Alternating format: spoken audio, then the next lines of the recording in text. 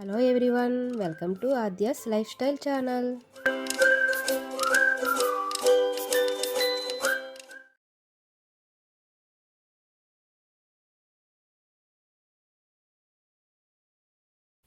Hi everyone, ముందుగా మీ అందరికీ శ్రీరామనవమి శుభాకాంక్షలు.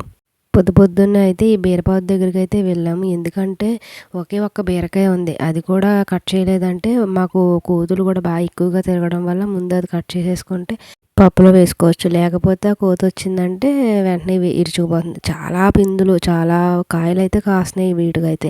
కానీ కొన్ని అయితే కుళ్ళిపోవడం అలా జరుగుతుంది. ఇంకొన్ని అయితే కొంచెం ఎది పెరుగుతున్నాయి అనేసరికి కోతులు వచ్చి పట్టుకెళ్ళిపోవడం.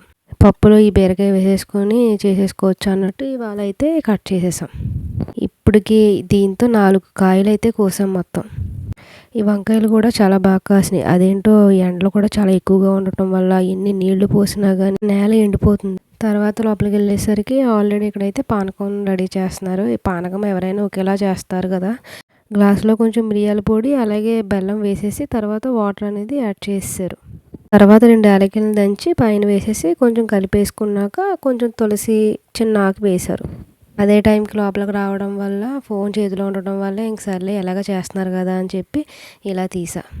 అప్పటికే చలిమిడి వడపప్పు కొంచెం ప్రసాదం చేసి రెడీ చేసేసారు. పానకం ఒకటే చేస్తున్నారు. రాముడికి ఇష్టమైనవి అయితే ఈ పానకం చలిమిడి వడపప్పే కదా, ఇంకా అంతకు మించి ప్రసాదాలు ఏమీ అక్కర్లేదని అంటారు. ఇవాళ అయితే గుడికి ఇలాంటిది ఏమీ ఎక్కడికి వెళ్ళలేదు, కానీ ఆద్యాన్ని అయితే పంపించాను.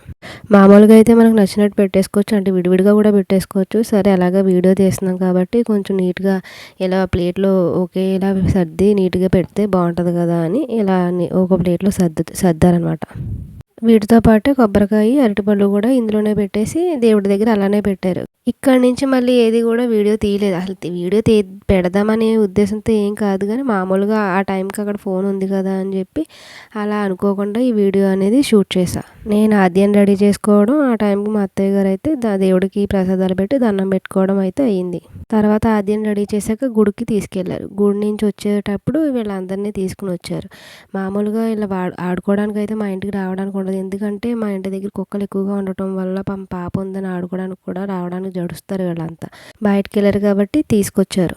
మళ్ళీ వీళ్ళు సరదాగా ఆడుకుంటున్నారు కదా అని అప్పుడు మళ్ళీ వీడియో అనేది స్టార్ట్ చేశా. పాపం ఇప్పుడు ఒకద్దే ఉండటం వల్ల అలా ఒకద్దే అవన్నీ పట్టుకుని ఆడుకుంటుంది. ఇప్పుడు పిల్లలాగా ఉండటం వల్ల సరదాగా వాళ్ళతో పాటు కూడా బాగా సరదాగా ఆడుకుంది.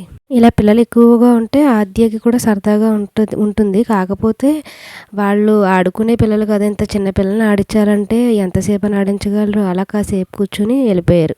మామూలుగా అయితే పిల్లల్ని యూట్యూబ్లో ఎక్కువ చూపించకూడదంట, అంటే చూపించినా ఏమీ అవ్వదు, కానీ కాకపోతే కామెంట్స్ అనేవి ఆఫ్ అయిపోతున్నాయి.